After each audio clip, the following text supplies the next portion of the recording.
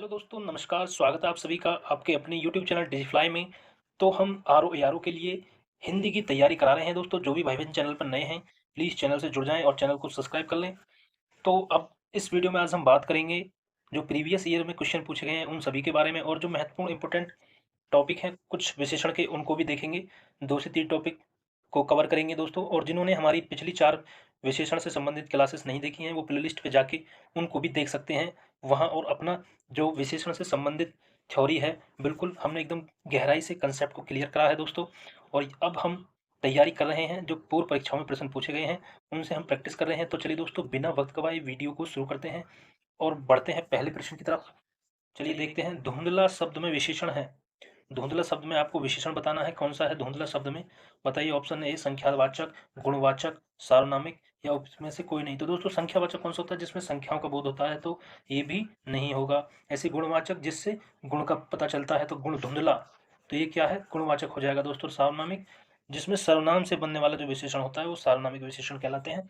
ये धुंधला क्या है? गुण है। तो ऑप्शन बी राइट आंसर होगा। चलिए बढ़ते हैं आगे। सरीखा, सरीखा शब्द में विशेषण बताइए। सरीखा शब्द गणनावाचक है? नहीं।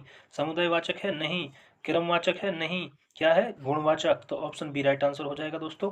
सरीखा शब्द में विशेषण कौन सा है? गुणवाचक विशेषण। चलिए बढ़ते हैं आगे अगले प्रश्न की तरफ। बताइए इसको। वह नौकर नहीं आया, वह नौकर नहीं आया वाक्य में वह कौन सा विशेषण है?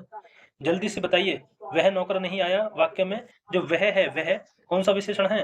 दोस्तों, गुणवाचक है? नहीं है। परिमाण बोधक है? नहीं है। संख्यावाचक है? नहीं। संख्यावाचक से संख्या का बोध होता है। परिमाण से मापतोल का बोध होता है, मात्रा का। गुण से गुण का बोध होता है। और सार्वनामिक क्या है? वह क्या है? आपका सर्वनाम है। तो सर्वनाम से बनने वाले विशेषण क्या कहलाते हैं? सार्वनामिक।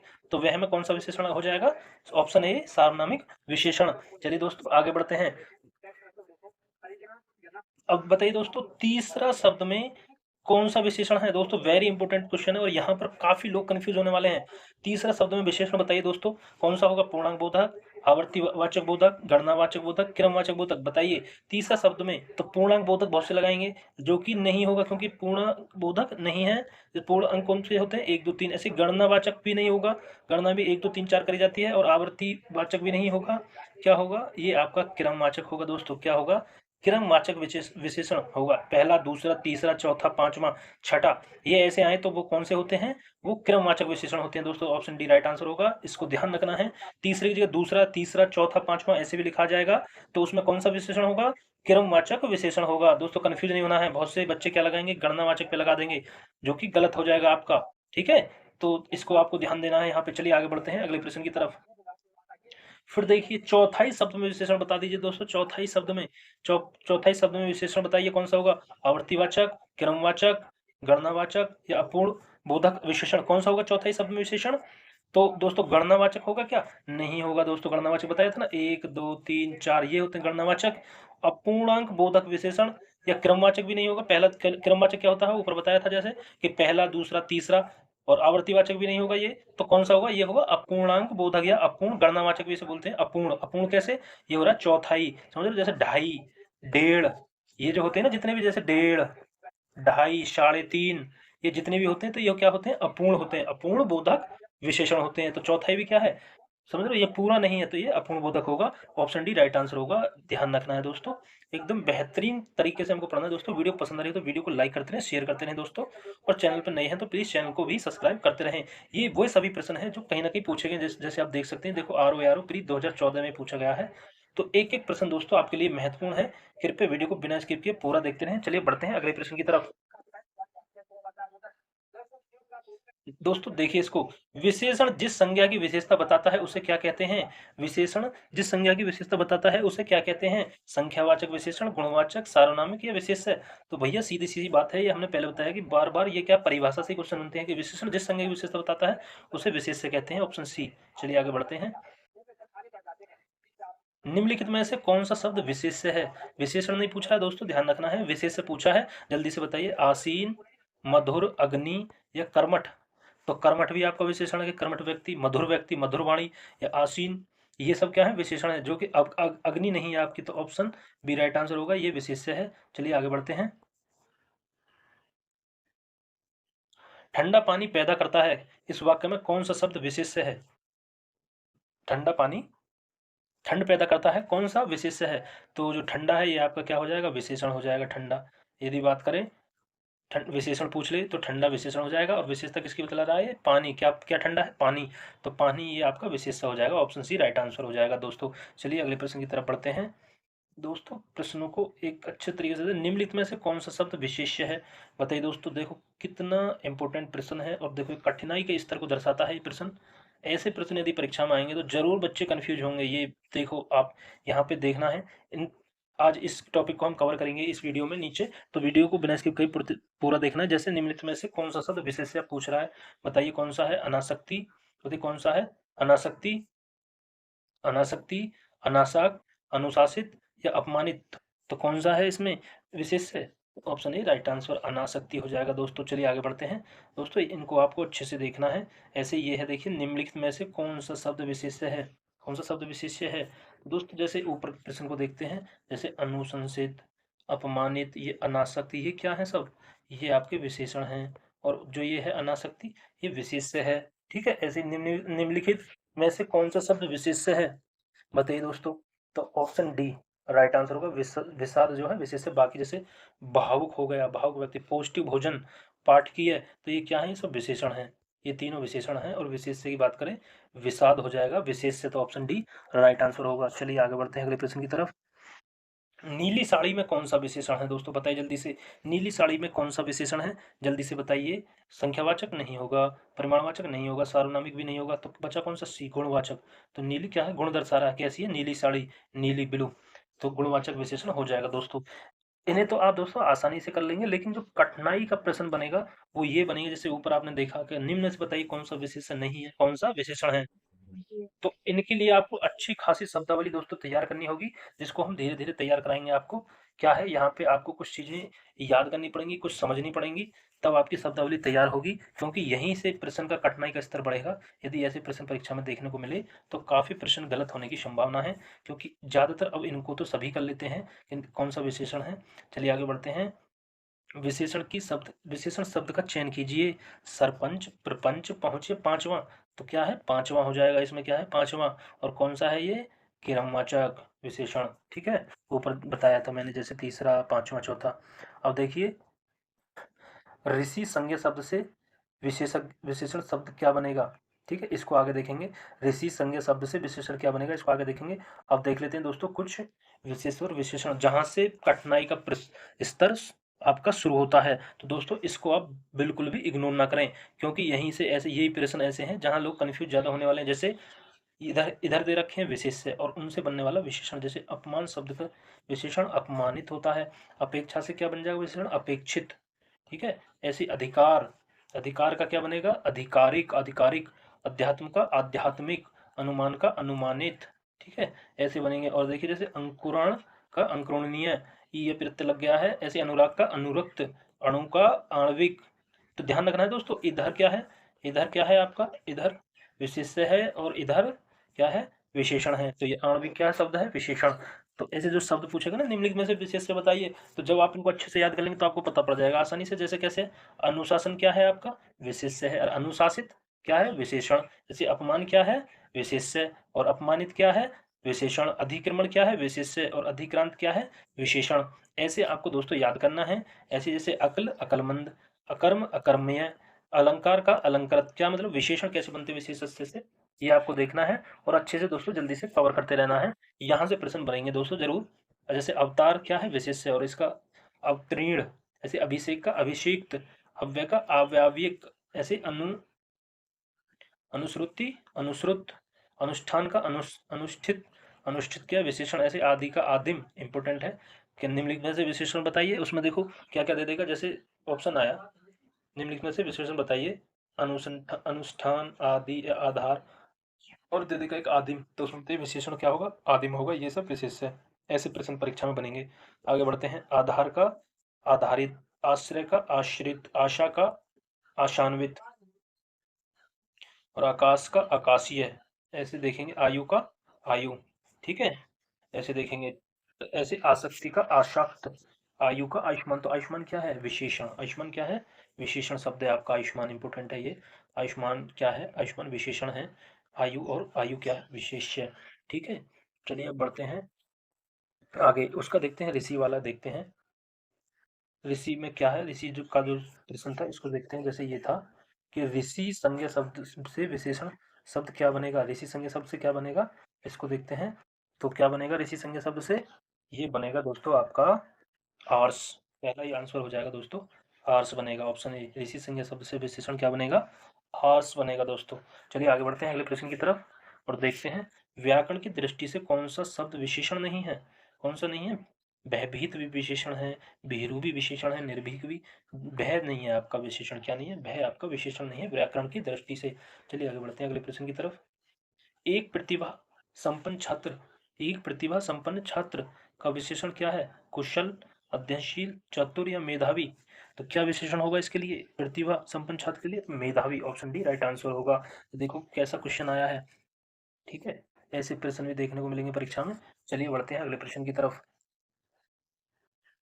निम्नलिखित में से विशेष्य पद क्या है, अनुरागी, अपमानित, अनादरत या अग्नि। तो ऊपर भी आ गया दोस्तों जैसे ये कि विशेष्य पद क्या है, अग्नि ही है, ऑप्शन डी राइट आंसर होगा। ठीक है, आगे बढ़ते हैं जल्दी से अगले प्रश्न की तरफ। बड़ा बड़ा घर, छोटा आदमी और नीला वस्त्र में विशेष्य पद कौन से हैं। भाई सीधी सी बात है कि जल्दी से बताइए, जैसे छोटा आदमी, नीला घर, बड़ा घर, तो विशेष्य पद छांटने। तो ये क्या आपका नीला, छोटा, ये बड़ा, ये क्या है विशेषण, और विशेष्य कौन सा हुआ, घर, आदमी, वस्त्र। तो इसमें ऑप्शन में देखेंगे किस किस में है, घर, आदमी, वस्त्र, ऑप्शन सी में नजर आ रहे हैं। तो इसका आंसर सी हो जाएगा, ऑप्शन सी राइट आंसर। ठीक है, चलिए आगे बढ़ते हैं अगले प्रश्न की तरफ। दोस्तों वीडियो पसंद आ रही हो तो वीडियो को लाइक शेयर जरूर करते रहें, और दोस्तों चैनल को सब्सक्राइब करना ना भूलें। कंप्लीट दोस्तों आर ओ के लिए दोस्तों हिंदी की तैयारी बिल्कुल हम पर छोड़ दीजिए। पूरी 60 में से 60 नंबर की तैयारी आपको हम अपने इसी चैनल पर करवाने वाले हैं। तो जो भी भाई बहन तैयारी कर रहे हैं वो कृपया चैनल से जुड़ जाएं। दोस्तों 60 से 60 नंबर लाने की जो तैयारी है वो हम यहाँ पे आपकी कंप्लीट कराएंगे, और हमसे यदि बन पड़ेगा तो हम जीएस के लिए भी क्लासेस लाएंगे दोस्तों, जो कि आपके लिए काफ़ी हेल्प साबित होने वाली है। एकदम बेहतरीन कंटेंट दोस्तों आपको देखने को मिलेगा। ठीक है, चलिए आगे बढ़ते हैं अगले शब्द पे कि विशेष्य शब्द क्या है। निम्नलिखित में विशेष्य शब्द क्या है, रामलला, रमापति, सीताराम, बुद्धिमती। ठीक है, क्या है विशेष्य शब्द क्या है, तो ऑप्शन बी राइट आंसर होगा दोस्तों, बुद्धिमती स्त्री। विशेष्य शब्द क्या है, इसी में है, इसी में तो है। देखो जैसे भाई सीताराम क्या है, सीताराम तो एक विशेषण है, ठीक है, दो पदों से मिलकर जो बनते हैं ये वो विशेषण है सीताराम। रमापति ये भी विशेषण है, रामलला भी विशेषण है। बुद्धिमती स्त्री में देखेंगे आप तो बुद्धिमती क्या है, बुद्धिमती आपका हो जाएगा विशेषण। ठीक है, बुद्धिमती हो गया विशेषण। जो स्त्री बची कौन है, बुद्धिमती स्त्री, तो स्त्री क्या है, ये विशेषण हो जाएगा। ठीक है, ऐसे आपको हर चीज़ों को दोस्तों, यदि आपका कंसेप्ट क्लियर रहता है दोस्तों, कैसे ही प्रश्न एग्जाम में बन जाए आप कर लेंगे।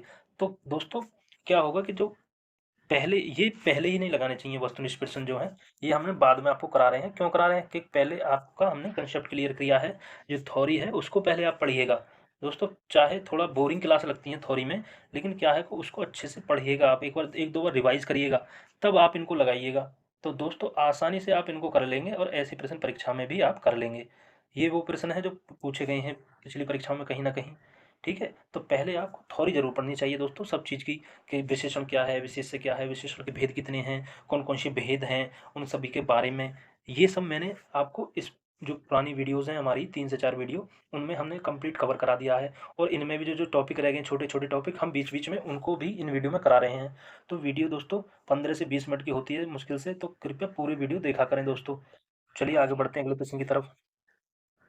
निम्नलिखित विशेष्य विशेषण युग्मों में गलत है, जैसे सर्वसुलभ, कर्मिष्ठ, ताजी रोटी, भावी, विल्लड़। तो सीधी सीधी बात ऑप्शन बी राइट आंसर होगा, ताजी रोटी क्या हो गया, युग्म में गलत है। चलिए आगे बढ़ते हैं अगले प्रश्न की तरफ।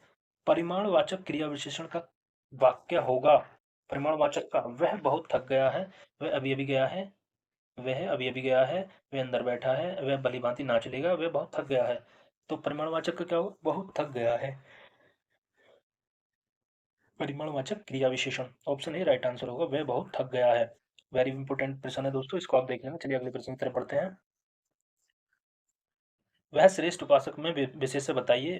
तो वह नहीं होगा, श्रेष्ठ नहीं होगा, है नहीं होगा, उपासक रूप से राइट आंसर होगा। श्रेष्ठ क्या है, विशेषण है श्रेष्ठ, तो विशेष से पूछा तो उपासक हो जाएगा। चलिए आगे बढ़ते हैं अगले प्रश्न की तरफ। भले और महान लोग उचित और संयमित व्यवहार करते हैं, उपविभाग में कितने विशेषण और विशेष्य हैं।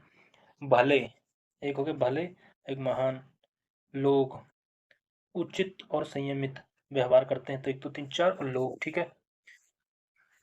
4 विशेषण और 2 विशेष्य हैं इसमें, ठीक है। देखो कैसे-कैसे आपको पता करना, देखो भले, भले क्या होगा, भले, भले और महान ये आपके विशेषण हो गए। किसकी विशेषता? लोगों की, तो लोग हो गया आपका विशेषण, ठीक है। ओ सॉरी विशेष्य, ठीक है। उचित और संयमित ये क्या हो गए? विशेषण। तो विशेषण कितने हो गए? 1 2 3 4, ये हो गए 4 विशेषण। और विशेष्य एक तो लोग हो गया और एक व्यवहार हो गया आपका, ये हो गया आपका विशेष्य। तो 4 विशेषण 2 विशेष्य हैं इसमें, ठीक है। ऑप्शन डी राइट आंसर होगा, ठीक है। चलिए आगे बढ़ते हैं दोस्तों। सभी प्रश्न देखो परीक्षा में पूछे गए हैं, तो एक भी प्रश्न दोस्तों छोड़ना नहीं है, अच्छे से कवर कर लें दोस्तों हर प्रश्न को। चलिए आगे बढ़ते हैं। यह गाय अधिक दूध देती है, उक्त वाक्य में अधिक विशेषण किसकी विशेषता बता रहा है? किसकी?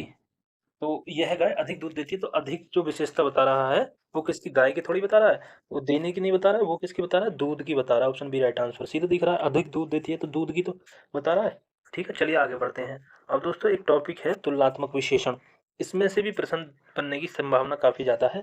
तो आज इस टॉपिक को भी इस वीडियो में कवर कर लेंगे दोस्तों, जल्दी से कवर कर लेंगे। तो पहला चलिए देखते हैं। दो या अधिक वस्तुओं की विशेषताओं के मिलान को तुलना कहते हैं। क्या कहते हैं? तुलना, सीधी सी बात है। दो या अधिक वस्तुओं की विशेषताओं के मिलान को तुलना कहते हैं। इस कार्य को दर्शाने वाले विशेषण को तुलनात्मक विशेषण कहते हैं, ठीक है। चलिए आगे देखते हैं। तुलना की दृष्टि से विशेषण की 3 अवस्थाएं होती हैं। भाई एग्जाम में आ जाए कि तुलनात्मक दृष्टि से विशेषण की कितनी अवस्थाएं होती हैं, ऐसे प्रश्न पूछा जा सकता है। तो आप झट से लगा देंगे, 3 अवस्थाएं होती हैं। कौन कौन सी? भाई पूछ भी सकता है कि निम्नलिखित में से कौन कौन सी विशेषताएं हैं। 4 दे देगा, 3 ये दे देगा, एक अलग दे देगा। तो आप बताएंगे कि भैया मूलावस्था होती है, उत्तरावस्था और तीसरी उत्तमावस्था, ये 3 अवस्थाएं होती हैं तुलनात्मक दृष्टि से विशेषण की, ठीक है। 3 याद करना है आपको, इंपॉर्टेंट प्रश्न है, यहाँ से प्रश्न बन सकता है दोस्तों, एक भी प्रश्न छूटने नहीं देंगे आपके। चलिए आगे बढ़ते हैं। अब देख लेते हैं कुछ उदाहरण, जैसे मूलावस्था में क्या बनता है उस शब्द का, उत्तरावस्था में क्या, उत्तमावस्था में क्या बनता है। जैसे मूलावस्था क्या है? प्रिय है, इसकी उत्तरावस्था क्या होगी? प्रियतर, और ऐसे ही उत्तम प्रियतम हो जाएगी। ऐसे उच्च की उच्चतर और उच्चतम इसकी उत्तमावस्था हो जाएगी। जैसे वृहत की वृहत्तर और उत्तमावस्था वृहत्तम। चलिए आगे बढ़ते हैं अगले प्रश्न की तरफ। निकृष्ट मूलावस्था है, उत्तरावस्था निकृष्ट, निकृष्टतर और उत्तम निकृष्टतम। ऐसे शुभ्र की शुभ्रतर और इसकी शुभ्रतम। ऐसे लघु की लघुतर और लघुतर की लघुतम, ये उत्तम अवस्था हो जाएगी दोस्तों। चलिए अब इसको एग्जाम्पल के माध्यम से समझेंगे इन सभी को। जैसे मूल अवस्था क्या होती है, ठीक है, मूल अवस्था क्या होती है, इन सभी को एग्जाम्पल के माध्यम से हम देखेंगे। मूल अवस्था का उदाहरण देखते हैं। जैसे मोहन बलवान है और रमा छोटी है। तो इन दोनों वाक्यों में क्या बलवान और ये छोटी, सॉरी इसमें मोटी लिख रखा है, ये छोटी शब्द है कि बलवान और छोटी शब्दों द्वारा मोहन और रमा के गुण दोषों का उल्लेख किया गया है, अतः यह मूल अवस्था है। परिभाषा देख लेते हैं। परिभाषा क्या है मूल अवस्था की? मूल अवस्था में विशेषण का तुलनात्मक रूप नहीं होता, वह केवल सामान्य विशेषता प्रकट करता है। क्या? सामान्य विशेषता प्रकट करता है केवल, ठीक है। अब देख लेते हैं उत्तम, जैसे कि सावित्री सुंदर लड़की है, सुरेश अच्छा लड़का है, ठीक है, ये सामान्य विशेषता प्रकट कर रहा है, ठीक है। मूल अवस्था में तो ये था जो मूल होता है, मूल। चलिए अब देख रहे हैं उत्तरावस्था, इसको समझते हैं अच्छे से। उत्तरावस्था क्या होती है? जैसे मोहन से अधिक बलवान है, मोहन सोहन से अधिक बलवान है, श्यामा रमा से अधिक मोटी है, ठीक है। इसमें क्या हो रहा है? इन दोनों वाक्यों में अधिक शब्द के द्वारा मोहन एवं सोहन में श्यामा एवं रमा में तुलना की गई है, ठीक है, अतः यह उत्तरावस्था है, ठीक है।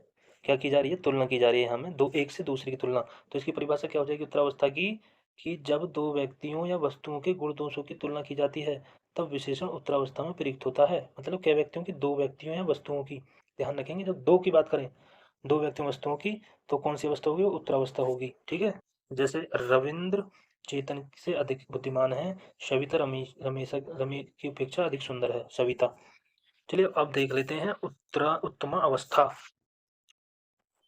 उत्तमा अवस्था क्या होती है? जैसे दारा सिंह सबसे अधिक बलवान है, तो क्या हो गया? सबसे अधिक। विमला सबसे अधिक मोटी है, तो इसमें क्या हो रहा है? इन दोनों वाक्यों में सबसे अधिक शब्द द्वारा तुलना करके दारा सिंह और विमला का बलवान व मोटा होना बताया गया, अतः उत्तमा अवस्था है।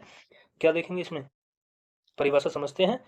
उत्तमा अवस्था में दो से अधिक, क्या हो जाएगा? उत्तरा में तो दो थे, लेकिन उत्तमा में दो से अधिक व्यक्तियों या वस्तुओं की तुलना करके किसी एक को अधिक अथवा एक को कम बताया जाता है। जैसे पंजाब में अधिकतम अन्न होता है, संदीप निकृष्टतम बालक है, तो कि सबसे अधिक की जानकारी दी जा रही है, ठीक है।